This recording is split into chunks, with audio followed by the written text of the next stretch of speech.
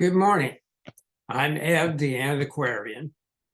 And behind me, you can see an archaeological excavation just outside of Rome. No gold, no silver, no jewelry, mostly just piles of broken pottery. But one moment, please.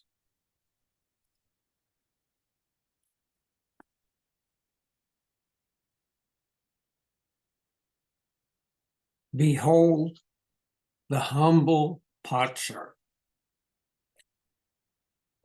May not look like much, but one or all of these shards together can sometimes tell a rather interesting story. Now, archaeologists on any excavation in the Mediterranean basin are going to wind up with piles of potsherds. But occasionally, there is an interesting shape, as you can see here. Sometimes there's even writing on the surface or on the interior of the pot.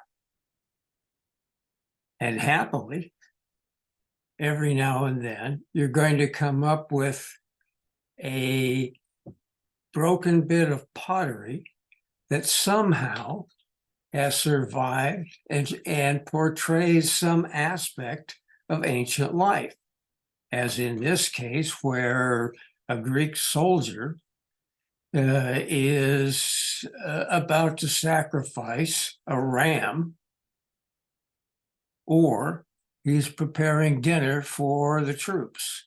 Hard to tell. Another interesting aspect is that experts can take a common potsherd, they can analyze the clay from which it is made, and they can determine to a certain extent what was the ceramic process used to create it by this particular culture at that particular time. They can therefore try to recreate the ceramic process in the case of the Roman example, of the Romans at that particular stage of their development. This is from a Greek pot and shows the interior of a ceramic studio, I suppose you would call it. They're carrying the pot away from the kiln here so they could figure out at what temperature was the shard fired, what was its shape, and many other aspects of the technology of the Greeks in this case at the time.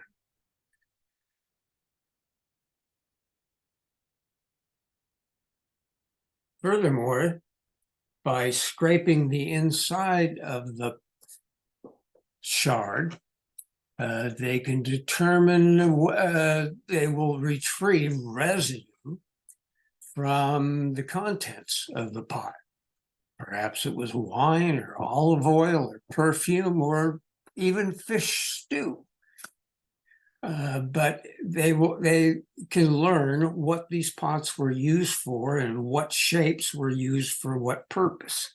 It's all part of it's a cumulative effect of learning as much as possible about the pottery industry, since it is the most these shards are the most commonly discovered artifacts from any excavated site.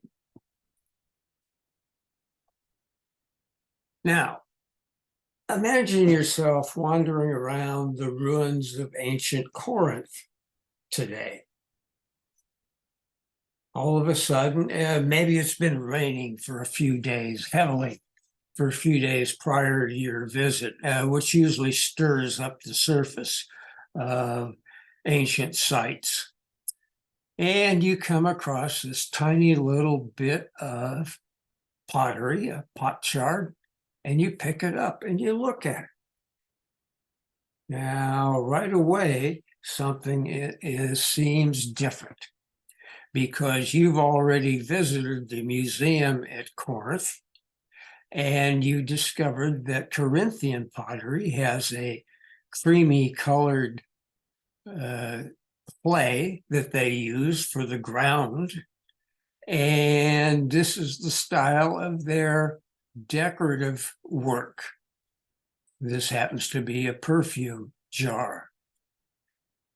But this shard looks different.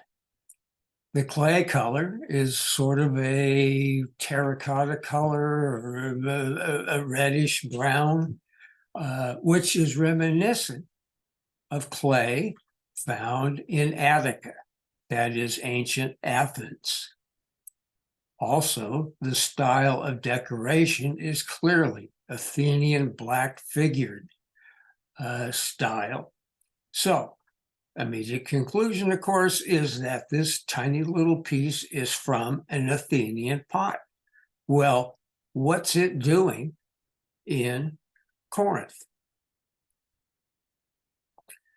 Now, the other interesting thing is that artificial intelligence can take this tiny little piece.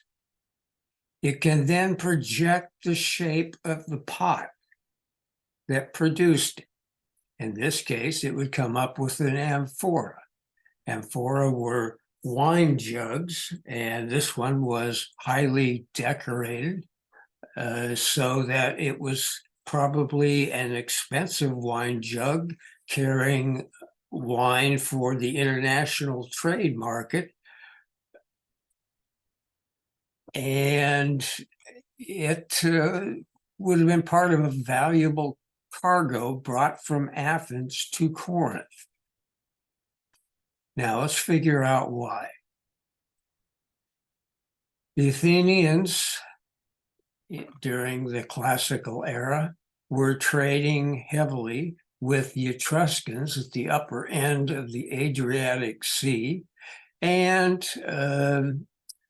their Hellenic cousins in southern Italy and Sicily.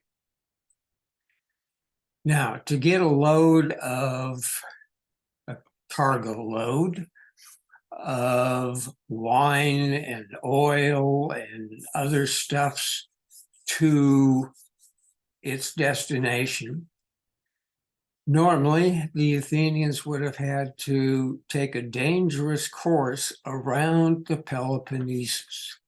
Well, this area is today littered with 3,000 years of wrecked ships.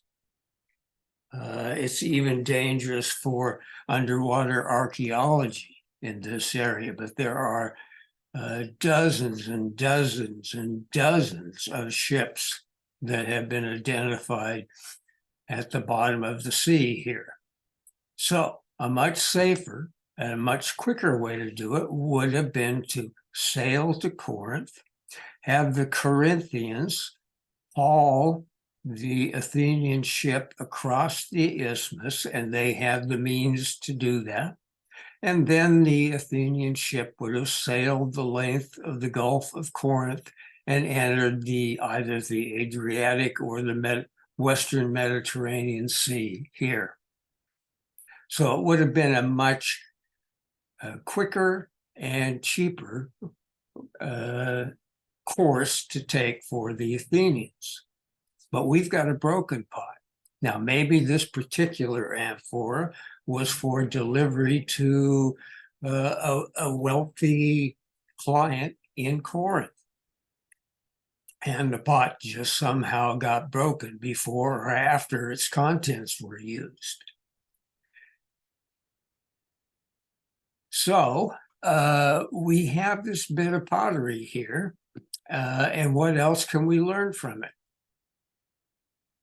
Well, here's another piece of broken pottery. It turns out that this is the base from the kind of pot called a crater. This is a crater right here. And it was a large, wide-mouthed pot used to mix wine and with water at a symposium, or what passed for an ancient Greek cocktail party. This is the base from a very elaborately decorated crater. So we can assume that wherever this particular piece was discovered was the home of a member of the social elite of whatever city happens to be found in, whichever Greek city, or possibly even an Etruscan or Italian city for that matter. Excuse me. Pottery restoration has achieved marvelous results, especially since, about the 1980s. Here is a pottery fragment, a potsherd. Actually, it's not even this big because it's only, as you can see right in here, it's only this part is the actual fragment.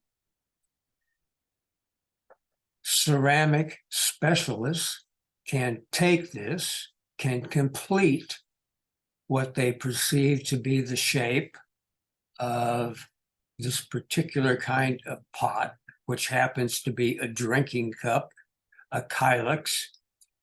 They can finish it, restore the missing clay, fire it, paint it, so they can touch up the painting here. And then in this photograph under a blue light, you can see the repairs where they're made here, and then the original that has survived is right in here.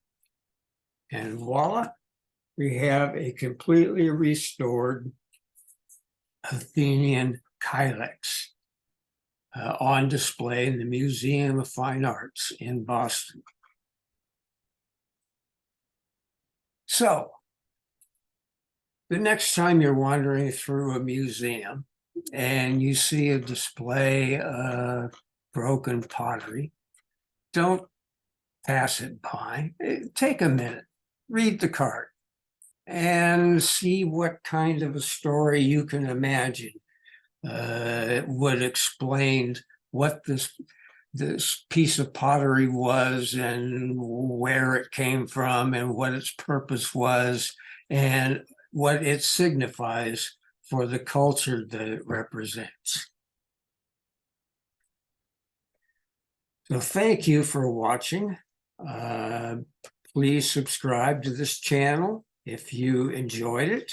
Come back anytime to watch more snippets from ancient history that'll be posted maybe 2 or 3 a month. So thanks again.